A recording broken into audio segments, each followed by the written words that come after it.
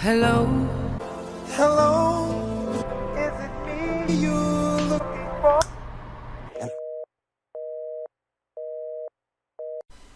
This presentation is merely a brief overview of the topics covered in the chapter and should not be considered a substitute for reading the chapter. This chapter covers income and expenses, assets, debt and equity, and income and risk. Income is a cash inflow. In other words, it is money that comes to you. There are three ways to earn income: selling labor, which means working; selling capital, which is investing; and renting capital, which is lending to gain interest income. Expenses are cash outflows for items that are consumed. You, like all people, continually consume, so you have recurring expenses. Most of us have expenses for housing, transportation, food, and entertainment, just to name a few. If your income is greater than your expenses, you have a budget surplus. In other words, you have money left over after you've paid your expenses. You can do with this money as you wish. Getting ahead in a personal financial sense almost always requires creating a budget surplus and then investing that surplus. If your income is less than your expenses, you have a budget deficit. This means that you run out of money and probably have to borrow to pay your bills. This is extremely undesirable. Possible solutions to turning a budget deficit into a surplus are to increase your income, maybe by getting a second job, and/or cut your expenses. An asset is any item with economic value that can be converted to cash. Assets are resources that can be used to create income or reduce expenses and to store value. Here we see three assets: gold, stock, and a house. Let's look at what these assets do for us. While there are some generalizations here and it is possible to find exceptions, it is most likely that one invests in gold to store wealth and potentially increase income by buying low and selling high. Stock is usually held for the same reasons.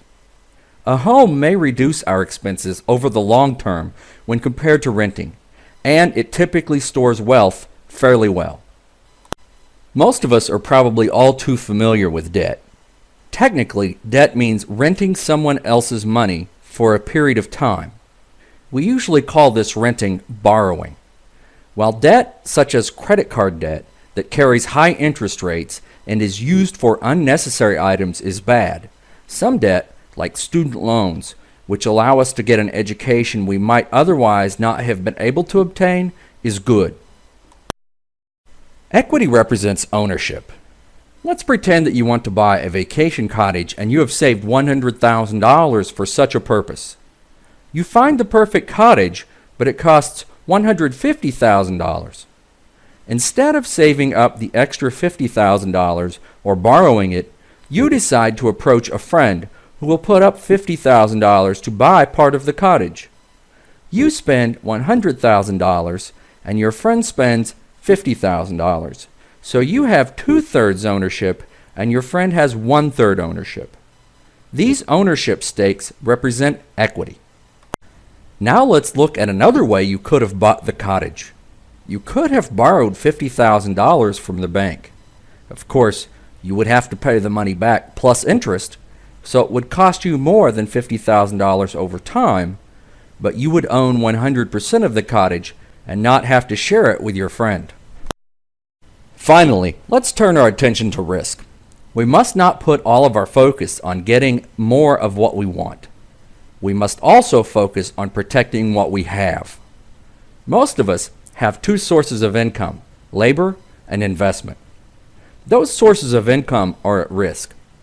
Laborers can lose their jobs due to economic downturns or poor performance. They can also have accidents or illness that causes them to be unable to work, so selling their labor is no longer an option. With investments, we know that not all of them pan out. Sometimes we pick winners, and sometimes we pick losers. How can we minimize the risk to our income sources? Diversifying or spreading our risk is probably the best way. By not putting all of our eggs in any one basket, we minimize the risk to significant sources of our income. We diversify our labor by learning as many skills as possible instead of just being really good at one thing. We can also sell our labor to more than one employer, or perhaps start our own small business on the side. In investing, we can spread our risk by diversifying our portfolio so that it includes stocks, bonds, mutual funds, real estate, and other investments. Taking these steps can help minimize our risk and make us sleep better at night. That concludes this presentation. I hope you enjoy reading the chapter.